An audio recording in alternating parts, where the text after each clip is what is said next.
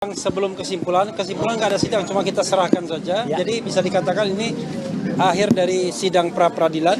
Apakah nanti akan ada pra-peradilan yang lain, kita nggak tahu. Tapi yang jelas, tadi kita sangat senang ya, karena paling tidak bisa menjebak, ya, bisa menjebak ahli dari sana. Nggak menjebak. Dalam tanda kutip. Menjebak itu di bagian mana, Bang? Ya, nanti ya kita jelaskan. Jadi gini. Perdebatan mengenai KUHP lama dan KUHP baru itu perdebatan yang tidak selesai. Kami dari awal standing mengatakan yang harusnya digunakan adalah KUHP yang baru. Kenapa? Karena proses penyidikan bagi kami itu sudah selesai, yaitu ketika berkas dinyatakan lengkap atau P21. Tindakan setelah itu adalah tindakan tambahan untuk misalnya menyerahkan berkas-berkas dan kemudian melimpahkan termasuk juga para tersangka. Itu bukan bagian dari penyidikan lagi menurut kami. Karena bukan bagian penyidikan lagi, maka harusnya menggunakan KUHP yang baru. Ketika kemudian pihak termohon, dalam hal ini penyidik Polda Metro Jaya mengatakan menggunakan KUHP yang lama, bagi kami salah. Dan ini didukung oleh fakta yang tidak terbantahkan sesungguhnya, bahwa sebagai contoh adalah surat penangkapan dan surat penahanan. Surat penangkapan dan penahanan mereka yang dikeluarkan oleh penyidik itu menyertakan pasal-pasal dalam KUHP yang baru semua.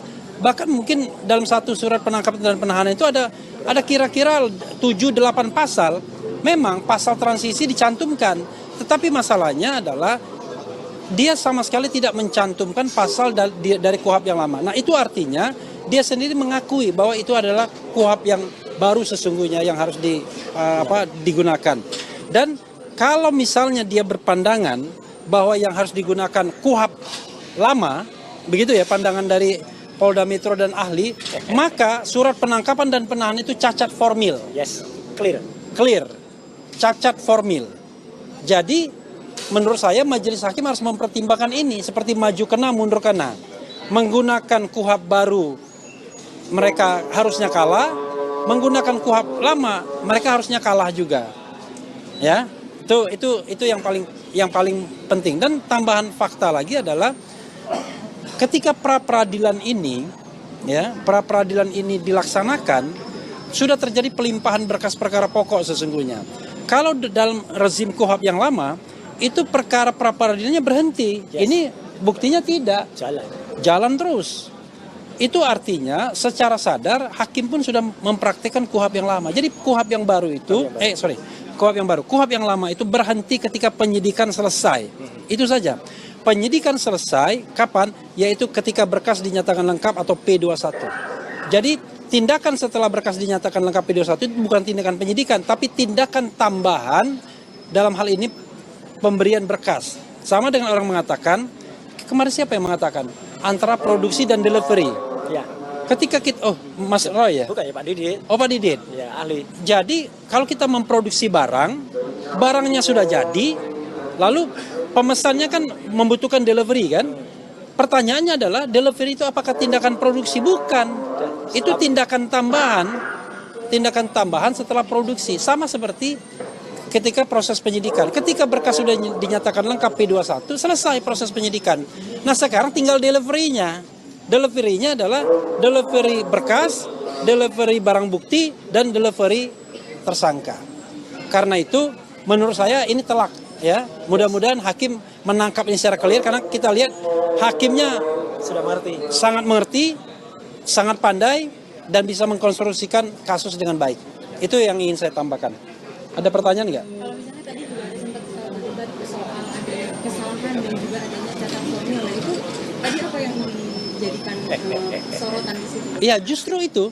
Jadi mereka mengatakan bahwa tindakan yang mereka akan mengatakan tindakan penyidikan mereka, tindakan penangkapan dan penahanan itu menggunakan KUHP yang lama, Undang-Undang Nomor 8 Tahun 1981. Tetapi di dalam suratnya sendiri mereka menggunakan KUHP baru, Undang-Undang 20/2025, dan mereka deny itu. Kalau mereka deny itu, ya kan, mereka mengatakan maksud kami adalah KUHP yang lama, maka surat itu cacat formil. Kalau kita bicara formil dan material dalam sebuah tindakan hukum, Kalau dia formilnya salah, maka materialnya nggak perlu diperiksa lagi. Artinya telak ini. Artinya materialnya sudah pasti salah karena formilnya salah. Nah, artinya bahwa penahanan, penangkapan itu bisa dikatakan ilegal, tidak absah, tidak sah, dan karena itu harus dibatalkan. Itu maknanya. Ada lagi? Kalau dari Mas Roy sendiri seperti apa persidangan? Ini ada Gafur dulu. Mas Gafur dulu ya. Mas Gafur dulu. Saya nanti. Jadi ada satu poin penting dari rangkaian persidangan hari ini. Tiga. Ya, Mas Roy izin ya. Siap, harus. Ada satu poin penting dari rangkaian persidangan hari ini, yaitu adalah pendapat ahli yang diajukan oleh Polda Metro Jaya secara tegas dan clear mengatakan bahwa surat perintah penangkapan, surat perintah penahanan itu cacat formil. Dan kalau dia cacat formil, maka berdasarkan pasal 77 KUHP lama, yaitu pra-peradilan, maupun pasal 158 KUHP yang baru terkait kewenangan pra-peradilan, maka ketika upaya penangkapan penahanan diterbitkan dengan menggunakan surat yang cacat formil, maka disitulah kewenangan hakim tunggal pra-peradilan untuk menyatakan bahwa upaya paksa berupa penangkapan penahanan tersebut tidak sah. Karena objek pra-peradilan itu yang diuji bukan materialnya, tapi yang diuji adalah aspek formilnya. Kan sah tidaknya, bukan benar atau tidaknya. Kalau benar ya mereka merasa benar. Tapi kalau sah tidaknya, berarti itu aspeknya aspek formil. Dan tadi ahli mengatakan yang diajukan oleh Polda Metro Jaya bahwa surat perintah penangkapan, surat perintah penahanan itu cacat formil. Saya kira dengan ahli justru yang dihadirkan dari Polda Metro Jaya mengatakan cacat formil, berarti sebenarnya sudah kelihatan bahwa hakim akan mengabulkan permohonan pra-peradilan kami, insya Allah, karena surat perintah penangkapan, surat perintah penahanan tersebut telah cacat formil, dianggap tidak sah secara hukum acara pidana. Itu aja dari saya. Oke. Oke. Dari saya, ya sekali lagi kita mengaturkan terima kasih yang sudah dan puji syukur, alhamdulillah kepada Tuhan Yang Maha Kuasa Allah Subhanahu Wa Taala bahwa hari ini itu banyak kejadian yang luar biasa. Kenapa banyak ya? Kita tahu semua, seharusnya jadwal sidang itu adalah pagi hari, jam 9 seperti biasa.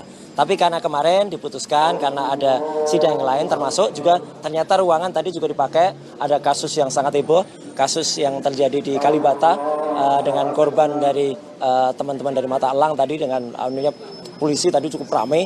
Saya yang datang jam 1 di sini tadi, saya sudah balik lagi jam 1, ternyata belum dimulai, baru dimulai setengah 2. Nah itu satu hal yang sangat menguntungkan bagi kami ya, karena saya, Bang Refli, juga Mbak Aya tadi ya, Bu Soraya tadi juga sempat kita memberikan penguatan dan membersamai Dr. Tifausia Tiasuma yang hari ini mendengarkan dakwaan untuk pertama di Pengadilan Negeri Jakarta Timur.